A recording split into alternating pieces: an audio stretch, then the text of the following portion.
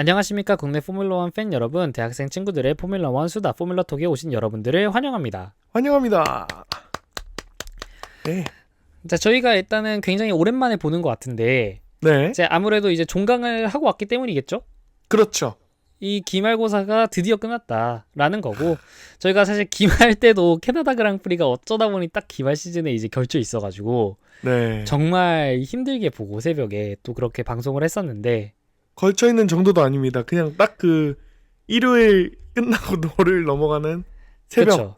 그리고 딱 그 월요일부터 이제 시험이 있는 딱 그 주 야, 였는데, 이제 저희가 딱 이렇게 끝나고 이번 오스트리아 그랑프리부터는 저희가 굉장히 좀 여유로운 시간대에 심지어 시청을 할 수 있다. 그러니까 안 그래도 종강을 해서 여유로운데 시간대조차 너무 착해. 너무 좋아요. 너무 좋아요. 자, 일단 시간부터 말씀을 드리자면은 이번 오스트리아 그랑프리는 이번 돌아오는 일요일 밤 10시에 진행이 되기 때문에 이 정말 학생분들 또는 직장인분들 가리지 않고 딱 보고 그냥 주무시면은 다음날 완전 오케이. 그렇습니다. 네. 그리고 다음날 퇴근할 때 포뮬러톡 청취. 그쵸. 뭐 아니면 출근하면서 하셔도, 과연 제가 새벽 동안 편집을 할 수 있을지는 잘 모르겠지만 자, 어쨌든 출근하면서 들으실 수도 있겠고, 자, 어쨌든 자, 이번 레이스는 오스트리아 그랑프리입니다. 네. 현재 레드불링 서킷을 쓰고 있고, 이 레드불링 서킷이 레드불 링입니다. 이름에서만 보실 수 있듯이 레드불의 홈입니다. 그렇군요. 그러니까 레드불의 홈이라는 게 레드불 그 회사, 그 음료수 만드는 그 회사가 오스트리아 회사입니다. 오스트리아 회사였나요? 네, 맞습니다. 그래서 다만 이제 오스트리아 출신의 이제 드라이버는 딱히 없기는 하지만, 어쨌든 회사 자체가 이제 오스트리아라는 것처럼, 예를 들어 뭐 저희가 몬자 이런 데 가면은 이탈리 그랑프리 같은 데서 이 페라리가 굉장히 사실 페라리의 홈이다 이렇게 이야기를 하는 것처럼, 이런 오스트리아 그랑프리에서는 레드불의 홈이다 이렇게 할 수 있겠고, 서킷 이름부터 그냥 레드불 서킷이지 않습니까? 그러네요. 자, 서킷 레이아웃을 한번 보시면은 굉장히 직진이 시원시원하게 나 있는 코너들이 많습니다. 네.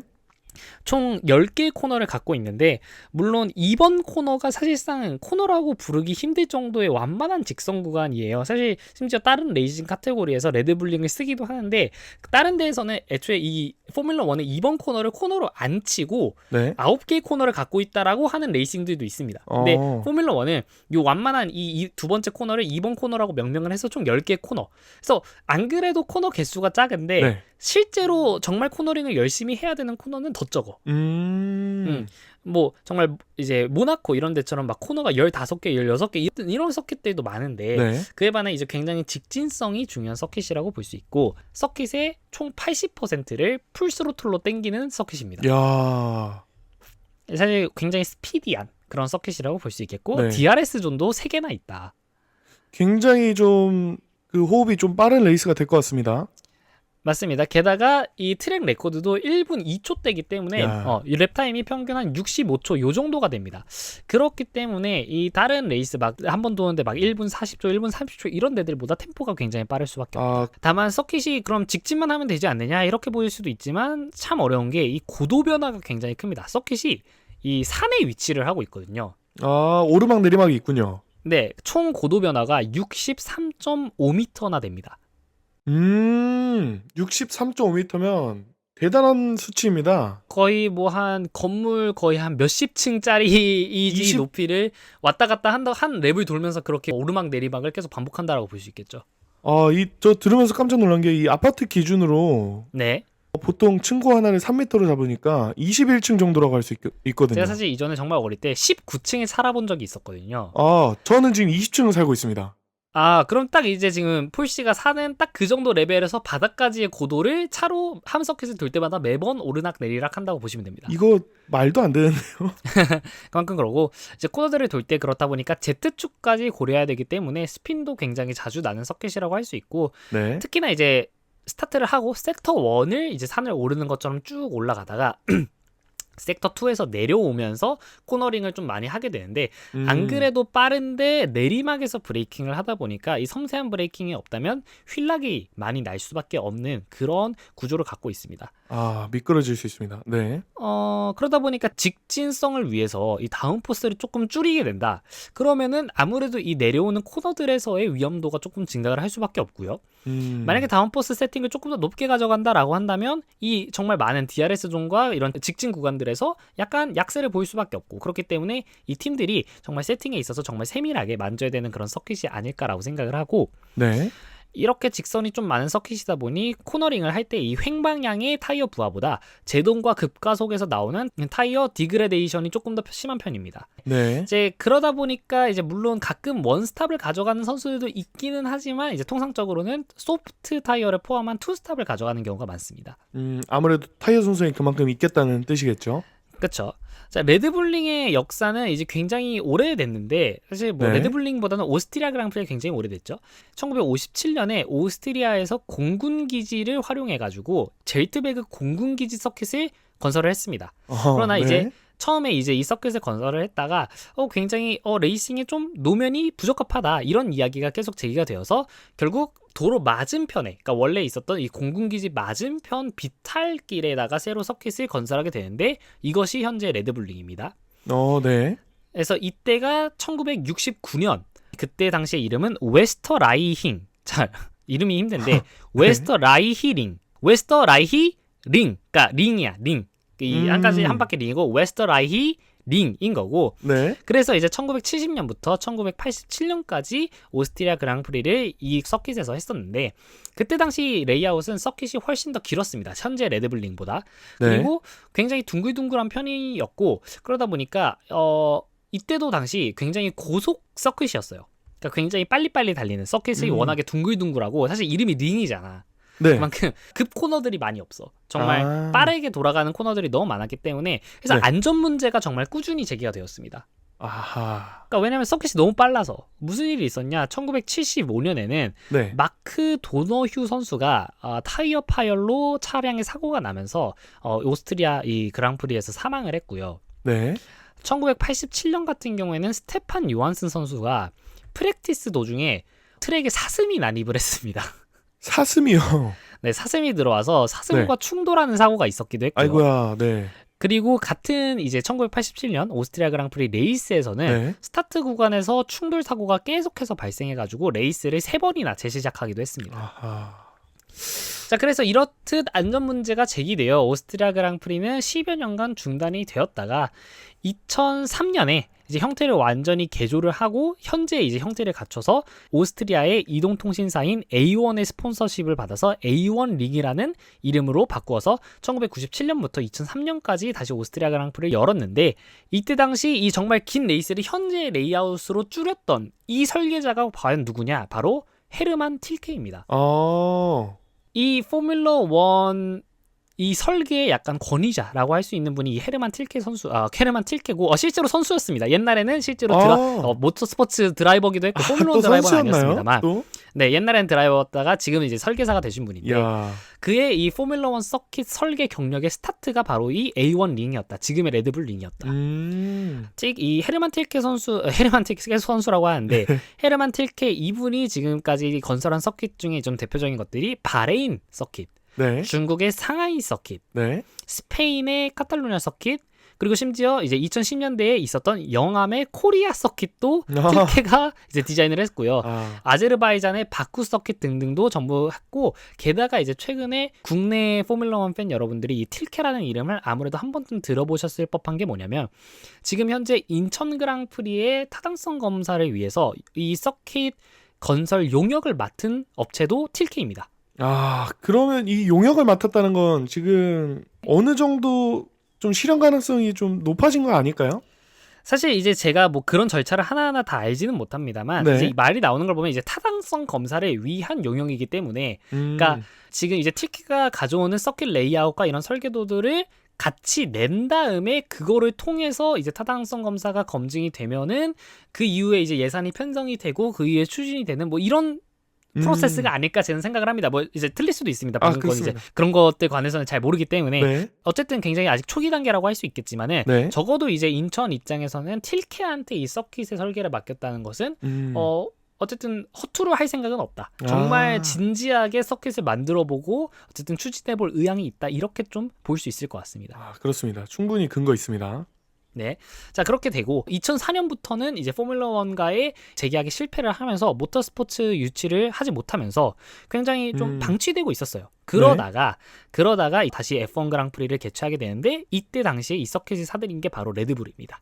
아, 그래서 레드불이 서킷을 사들여서 레드불 링으로 A1 링을 개칭한 다음에 시설을 조금 개보수해가지고 2014년부터 포뮬러 1 그랑프리를 다시 개최하게 되었습니다. 그래서 이렇게 서킷의 역사가 좀 있겠고, 이 서킷은 아무래도 산악 지역에 위치하고 있어서 날씨가 굉장히 변덕스러운데, 네. 그래서 뭐 중간에 뭐 지금까지 그렇다고 대놓고 비가 내린 적은 많이 없었습니다만은 네. 계속 어떤 레이스를 하던 간에 굉장히 좀 흐린 날씨 또는 뭐 비 예보가 좀 있는 그런 상황에서 항상 레이스를 했었고, 일단 지금은 이번 주 금토일에는 당장에는 비 예보가 없기는 합니다. 아, 그 또 다행인 이야기네요. 게다가 오스트리아 그랑프리는 스프린트 레이스가 있는 주간입니다. 작년 같은 경우에 이제 막스 베르스타펜 선수가 스프린트에서 우승을 했었기 때문에 네. 이번 이제 오스트리아 그랑프리에서도 과연 스프린트 우승을 과연 누가 가져갈지 이걸 보는 것도 굉장히 하나의 포인트가 될 수 있겠다. 아, 그렇습니다.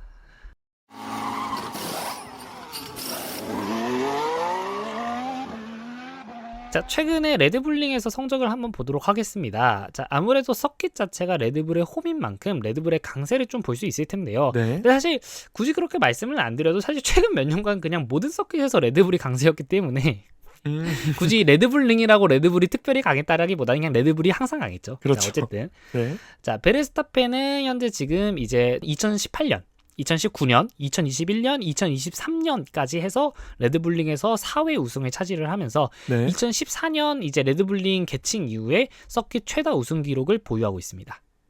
자, 네. 그 이후에도 뭐 베르스타펜 선수는 뭐 2022년 스프린트 우승, 작년 같은 경우도 스프린트 우승을 가져가는 등 레드불링에서의 우승 경험이 굉장히 많고요. 네. 샤를 르클레르 선수 같은 경우는 2022년에 이제 레드불링에서 우승을 하기도 했었고, 작년 같은 경우에는 이제 조지 러셀 선수가 우승하기도 했습니다. 네. 말 나온 김에 이제 작년 2024 오스트리아 그랑프리를 한번 리뷰를 해보자면은, 네. 그때 당시에 이제 스프린트에는 이제 베르스타펜 선수, 그 이후에 뭐 피아스트리, 노리스, 러셀 사인츠, 해밀턴, 르클레르, 페레즈까지 하면서 4강 팀의 드라이버 8명이 포인트를 모두 가져가는 일이 있었고요. 네. 사실 아무래도 이 4강 팀의 8명, 그리고 스프린트는 8명만 포인트를 주다 보니까 사실 이 8명 안에서 아무래도 어떻게든 순위가 바뀔 거라는 예측은 할 수 있는데, 이제 과연 그럼 누가 떨어지고 누가 올라올 것이냐, 이런 것들이 좀 있겠고, 최근의 페이스를 좀 본다면 유키 선수가 살짝 좀 위험하지 않나.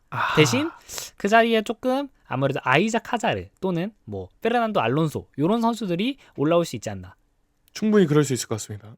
네, 이렇게 좀 생각할 수 있겠습니다. 네. 자, 그리고 나서 작년 이제 퀄리파잉에서는 베르스타펜 선수가 1위, 그리고 2위부터 노리스, 3위가 러셀, 4위가 사인츠, 뭐 이런 식으로 됐는데, 네. 일단 이때 베르스타펜 선수가 폴 포지션을 기록을 하면서 2위였던 노리스 선수와 기록이 0.4초나 차이가 났어요. 근데 저희가 사실 보통 하면은, 특히나 요즘에는 거의 막 1000분의 1초조차도 같은 경우가 막 생기는데, 네. 이게 0.4초가 기록이 났다라는 거는 베르스타펜 선수가 이제 퀄리파잉 때부터 정말 압도적인 모습을 보였다, 작년의 경우에. 너무 잘했다.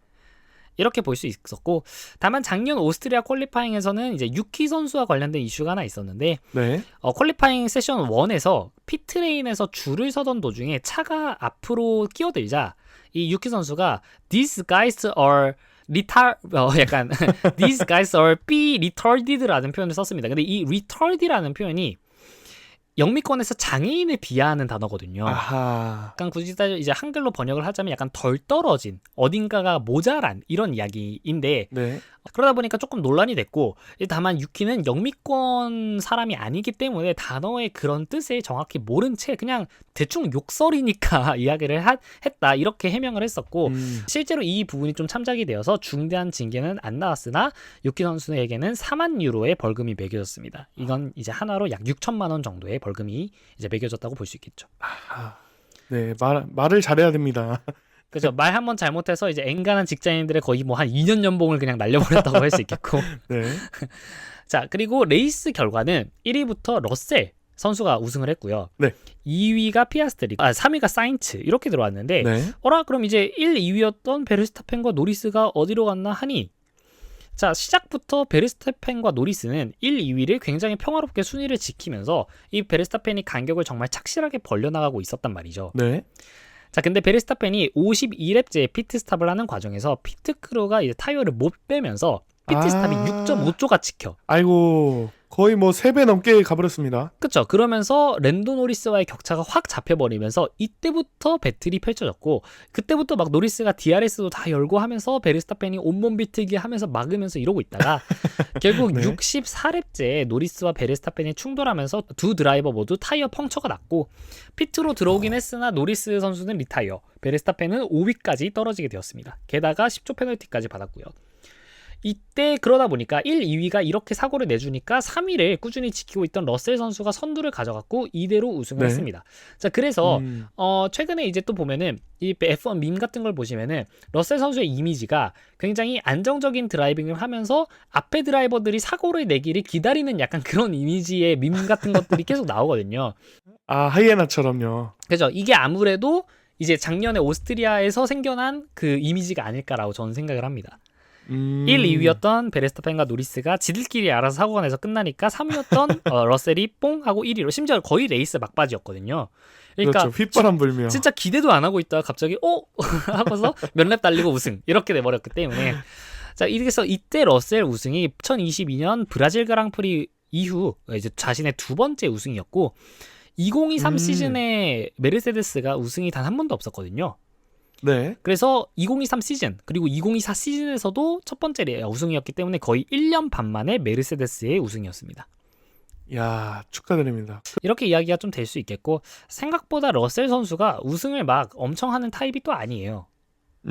사실 항상 뭔가 정말 이미지가 또 그렇습니다. 그렇죠. 사실 항상 정말 상위권의 성적을 기록하고, 물론 뭐 작년까지만 해도 약간 실수가 많다 이런 이야기도 있었지만 어쨌든 네. 꽤나 안정적인 이미지를 가진 선수인데, 그러다 보니까 약간 그 반대급부로 통산 우승이 그렇게 많진 않습니다. 아, 직전에 캐나다 그랑프리에서 이제 러셀 선수가 우승을 하고 안토넬리 선수가 3위를 하면서 메르세데스가 더블 포디움을 가져갔는데, 이때 네. 당시 러셀 선수의 우승이 본인의 커리어 4번째 우승이었다.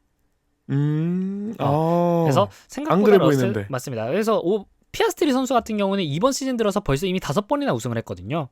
그렇죠. 그래서 사실 커리어로 보자면은 이제 러셀 선수가 굉장히 좀 더 앞서 있기는 하지만, 그러니까 전체 네. 연수로 보면 네. F1 드라이버를 몇 년 동안 했느냐 이걸로 보자면, 근데 아무래도 이미 피아스트리 선수는 조지 러셀 선수의 통산 우승 횟수를 좀 뛰어넘었다라고 할 수 있겠죠. 러셀 선수 이미지를 생각해 보면은 뭔가 항상 3, 4등을 유지해 주는 느낌이었습니다. 그죠? 약간 그런 네. 느낌이죠.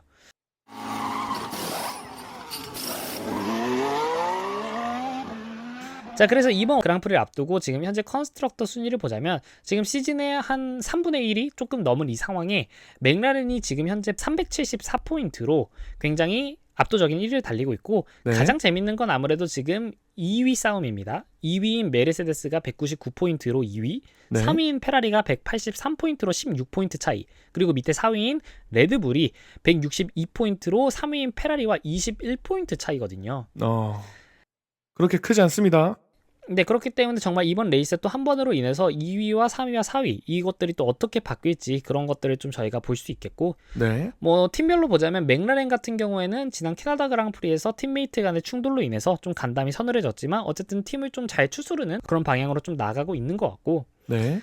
메르세데스 같은 경우 팀 분위기가 아주 좋은 상황입니다. 일단 러셀이 이번 시즌 첫 우승을 캐나다에서 해냈고, 네. 안토넬리도 정말 어린 나이에 빠르게 포디움에 오르면서 가파른 성장세를 좀 보이고 있다고 할 수 있겠고, 맞습니다. 작년 시즌부터 이제 루이스 해밀턴이 떠난다는 게 좀 이제 확정이 되고 나서 조지 러셀이 과연 그런 퍼스트 드라이버의 자격이 있는가, 뭐 반대로 게다가 안토넬리처럼 정말 검증이 안 된 이런 어린 선수를 올리는 게 맞는가 등 메르세데스의 드라이버들과 관련해서 정말 구설수가 많았지만, 네. 여태까지 보면 결과로 보자면 두 선수 모두 좀 잘 증명해내고 있다 이렇게 볼 수 있겠습니다. 네. 그리고 또 지금 굉장히 치열한 게 미트 지역입니다. 밑에 하위권들. 자, 6위인 하스가 28포인트, 7위인 RB가 동률인 28포인트고, 네. 8위인 에스턴 마틴이 22포인트로 단 6포인트 차이, 그 밑에 9위인 자우버가 20포인트로 에스턴 마틴과 2포인트 차이고, 네. 알핀은 11포인트로 자우버와 9포인트 차이기 때문에 진짜 이거 레이스 한 번만 잘하면, 예를 들어 알핀이 이번에 뭐 예를 들어 뭐 정말 사실 그럴 확률이 좀 희박하긴 합니다만 포디움에 한 번이라도 오른다? 그냥 몰라버려. 그냥 3위라도 하는 순간 바로 10위에서 지금 8위까지 올라가 버릴 수밖에 없고 네. 뭐 2위 이상으로 하면 10위에서 6위까지 올라갑니다. 정말 야. 컨스트럭터 순위를 확확 뛰어넘을 수 있는 상황이고 네. 그렇기 때문에 사실 뭐 옛날부터 하위권 팀들이 워낙에 사실 포인트를 따는 빈도가 적다 보니까 좀좀 따리하게 붙어있는 게 뭐 하루 이틀만 아니지만 특히나 올해 같은 경우에는 조금 더 이 절대적인 약자가 없는 모습. 정말 팀별로 고루고루 가끔씩 포인트를 따내고 있기 때문에 뭐 윌리엄스가 딱 중간에서 좀 약간 밸런스를 맞추고 있고 그렇습니다. 위에 이제 맥라렌 하나 그리고 세 팀 윌리엄스 그리고 나머지 약간 이런 식으로 지금 순위권 형성이 되어 있기 때문에 맞습니다. 어느 팀이 레이스 한 번만 딱 운이 좀 따라준다고 한다면 순위가 휙휙 바뀌는 모습을 보실 수 있겠습니다. 네, 뱀의 머리는 윌리엄스, 용의 머리는 그죠? 지금 맥라렌이 차지하고 있죠. 맞습니다. 특히나 하위권의 신인 드라이버들이 이 레드불링에서 굉장히 좋은 기억이 꽤나 있습니다.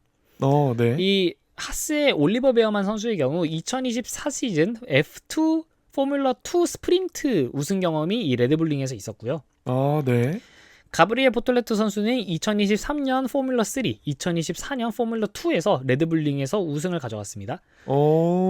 그리고 지금 또 이제 정말 이 알핀에서의 입지가 정말 불안하다고 할 수 있는 콜라핀토 선수 역시 작년 포뮬러2에서 보톨레토 선수 바로 밑에 2위를 차지하면서 패스티스트 랩까지 가져간 전적이 있습니다. 이 하위권 선수들이 꽤 노려볼 만한 레이스입니다. 그러니까 이게 사실 뭐 포뮬러1 드라이버라고 해가지고 좀 유리한 게 아니라 이제 어느 드라이버나 사실 굉장히 좀 익숙한 트랙이다. 이렇게 볼 수 있겠고 네. 반면 약간은 좋지 않은 분위기의 드라이버도 있는데 그게 바로 페라리의 루이스 해밀턴 선수입니다. 왜 그렇죠? 현재 해밀턴 선수의 마지막 포디움이 작년 라스베가스 그랑프리에서 2위를 차지했던 게 마지막이거든요. 네. 이후에 지금 현재 12경기 연속 포디움 실패입니다. 그리고 이번 오스트리아 그랑프리가 13번째 그랑프리고 만약에 이번에 실패를 한다면 13경기 연속 포디움 실패가 되는데 이는 해밀턴 선수의 커리어 최고 연속 무포디움 기록입니다. 아직까지는 12번이 최대인가 보네요. 그렇죠. 2023년 상파울루 그랑프리 때부터 2024년 스페인까지 이제 12번의 이제 그랑프리에서 포디움을 실패를 했다가 바로 그 다음인 2024 바르셀로나에서 3위를 기록을 하면서 네. 13번째에서 기록을 끝냈던 전적이 있거든요. 근데 만약에 이번 오스트리아 그랑프리까지 해밀턴 선수가 포디움을 기록하지 못한다라고 한다면은 네. 이제 자신의 커리어 역대 최고 무포디움 연속 기록을 이제 갱신을 하게 되겠고 그렇기 때문에 아무래도 조금 좀 집중을 할 필요가 있겠죠. 물론 해밀턴 선수가 이제 상하이에서 네. 상하이 그랑프리 스프린트에서 우승을 했긴 했지만 사실 스프린트 우승은 저희가 그런 걸로 치지 않으니까. 꽤 깐깐합니다. 맞습니다.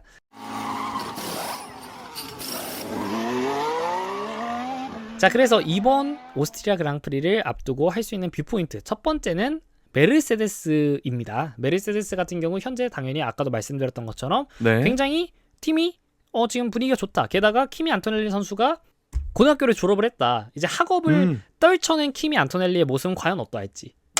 그렇습니다. 이렇게 볼 수도 있겠고 그리고 메르세데스가 현재 지금 오스트리아 그랑프리를 앞두고 새로운 리어 서스펜션 업데이트를 갖고 왔다고 합니다. 네. 메르세데스가 이번 시즌 내내 지금 리어 타이어들의 이 과열 문제로 인해서 굉장히 좀 애를 먹었었는데 네. 근데 이 업데이트를 이번에 좀 적용을 하면서 조금 기대할 수 있지 않을까 이런 이야기를 했었기 때문에 메르세데스의 좀 선전을 좀 기대해 볼 수 있지 않을까 이렇게 이야기를 드리겠습니다. 네. 자, 그리고 두 번째는 하위권의 격렬한 싸움입니다. 하위권 선수들은 지금 정말 당장 스프린트에서 단 1포인트라도 딴다면 정말 큰 도움이 될 것 같고 게다가 레이스에서 만약에 뭐 정말 6위, 5위, 뭐 7위 요렇게라도 한다면은 네. 정말 컨스트럭터 경쟁에 있어서 순위를 확확 바뀌는 그런 요소가 될 수 있기 때문에 하위권 드라이버들이 어떻게 하는지 뭐 10위권에 정말 한두 명이라도 들어와 있으면 정말 누가 들어와 있고 그걸로 인해서 하위권의 판도가 어떻게 바뀔지 보는 재미가 있을 것 같습니다. 네. 자, 그리고 세 번째는 홈 그랑프리를 맞은 베르스타펜의 특별 헬멧. 네, 헬멧이 지금 저희 인스타로 공개가 됐는데 네. 굉장히 이뻐요. 그래서 저희가 말씀은 따로 드리진 않겠는데 이번에 뭐 좀 서프라이즈를 느끼고 싶으시면은 오스트리아 그랑프리까지 잘 계시다가 한번 실제로 이제 TV 화면에서 한번 보셔도 좋을 것 같고 네. 아니면 한번 찾아보셔도 좋을 것 같지만 어쨌든 뭐 따로 제가 디자인에 대해서 언급은 안 드리겠습니다. 하지만 굉장히 이쁘다. 특별 헬멧을 홈 그랑프리를 맞아서 베르스타펜 선수가 갖고 나왔다. 네. 이렇게 말씀을 드려보겠습니다. 기대를 한번 해보겠습니다. 네. 자, 그래서 오스트리아 그랑프리는 저희 이번 주 일요일 오후 10시에 진행될 예정이고, 저희는 그러면 이제 오스트리아 그랑프리가 끝난 뒤 리뷰 방송으로 저희가 또 찾아뵙도록 하겠습니다. 네, 알겠습니다. 수고 많으셨습니다.